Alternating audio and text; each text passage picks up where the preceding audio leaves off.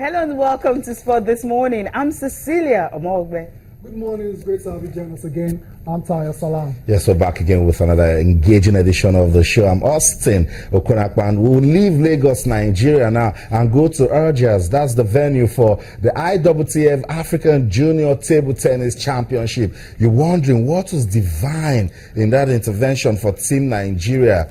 Wow, the team was expected to miss out of the competition, but God be praised. They got divine intervention, and Team Nigeria will participate at the championship in Algiers. Yeah, definitely, and of course, it's a good one for all the players that will be participating. A shot for them to actually see if they can qualify for the big one in South Africa later in the year, talking about the World Junior Championships. Okay, from there, I'll move over to what's happening in Europe. It's the Champions League night, and of course, the big clubs, the final 8 are ready for actions.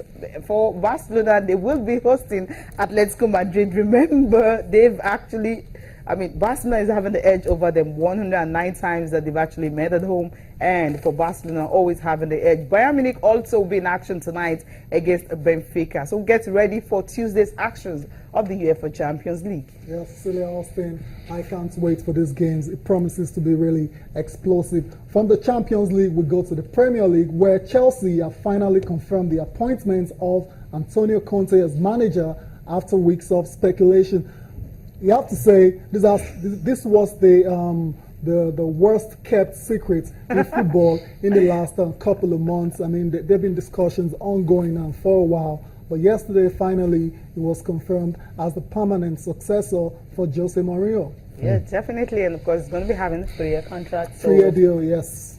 He has a lot of work to do. He's going to stay in Chelsea. He's going to be leaving. John Terry might just get a place. Yeah, the fans are saying he has what it takes to stay on because he's a legend. He's done virtually everything with Chelsea. Yes. But we'll come back to that discussion on Antonio Conte becoming Chelsea's manager, but that'll be after the Euros in June. Let's talk table tennis now. Yesterday, we had the president of the Nigeria Table Tennis Federation, Waheed Enito-Oshodi, and there he was worried because he says, look, funding, and more funding is the issue as regards developing table tennis in the country. The junior table tennis team, they were in the dark as regards whether or not they will feature at the ITTF African Junior Championships in Algiers. The story is that a good Nigerian watching the show yesterday morning put a call across to the federation and says, look, I will take care of this team going to the ITTF Africa Junior Championship. And that's the divine intervention we're talking about right there, because Team Nigeria will compete at the competition, 3 male and 3 female players, and that just gives me so much joy because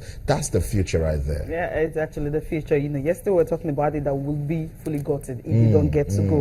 I mean, this is a chance for them. You have the winners from the respective the junior boys and of course the single junior girls. All of them actually participating in these events. There is progression of what happened, you know, in Egypt, going to Algeria, then from there to South Africa, where the World Junior is going to take place. Now, if you're not having that break, they were not there last year in 2015. And what did the African Table Tennis Federation say? They said they were actually not happy that Nigeria did not come in Mauritius last year because it wasn't competitive. So this year, you're not saying they're still going to miss out. But I'm happy that they're already in Algiers, because we'll just be expecting where the big boys also to shine in the tournament. And if you know what happened at doubles event, where talking about Sholanke Aziz and of course his partner Amandi Ome, where both of them actually, won the singles title. And these are the players everyone is looking out for, because when Khalid was talking, he was saying that you have these Nigerian players who would definitely want to compete well with Egypt. So Nigeria is actually favorites to actually pick a ticket for the Cape Town South Africa Junior Championships. You know, that is actually the motivation here. It's not just come in and compete, but the motivation is, you know, that you're going to meet other stars coming from across the world competing in that one. About 15 countries going, and you definitely expect Nigeria to be one of those that will come out strong. Yeah, Austin, miracles still I know. The president said it yesterday. Who knows that a miracle can happen? He said it. I still hear his voice clearly. I see it right there. And that's what has happened. So it's a good one for the lads, and hopefully they go there and give a good performance. And we have a quote coming from the That's the tournament director? Yeah, talking that's the chairman of the African Table Tennis. The president, talking about Khalid El-Saleh. He's been talking about how important it is for Nigeria to actually compete at this particular tournament. It says in 2015, Nigeria was absent from the tournament in Mauritius. Their presence in Algiers will surely make the tournament more competitive. That's right. It will also help African Table Tennis Federation have the best possible teams for the World Junior Championships. That's the focus, and that's actually what he wanted. And of course, he says, I know that the fight for the teams that will qualify for the World Junior Championship will be among 4 associations: Algeria, Egypt, Nigeria, and of course Tunisia. Yes. So these are the countries he's looking at. And Nigeria, of course, you might just have the 6 players, making it there. Fantastic. Fantastic. I will need to let our viewers know some of the players, because even the players that left for Algeria, some of them were also taking part in the national under 16 league, which is what we can see right there. Young table tennis players coming out to showcase their talent and actually see ways they can get better. For the girls, we have Tosin Oribamishe, Nimota Beshola, and Ajoke Ojomu. They are all friends. They've all been playing together. Now they want to go to Algiers and then make a statement, particularly if you see the way they are eventually going for this competition. They would definitely want to go there to leave a mark. Then for the guys, the good thing is we know most of them from the junior circuit in Egypt. It's just Sunday. Akoma Lafeda is not part of the team. There is Abayome Animashaun, Amadi Ome, and Aziz Sholanke. The team left last night. They should be in Algiers as we speak. And then if you follow the quote of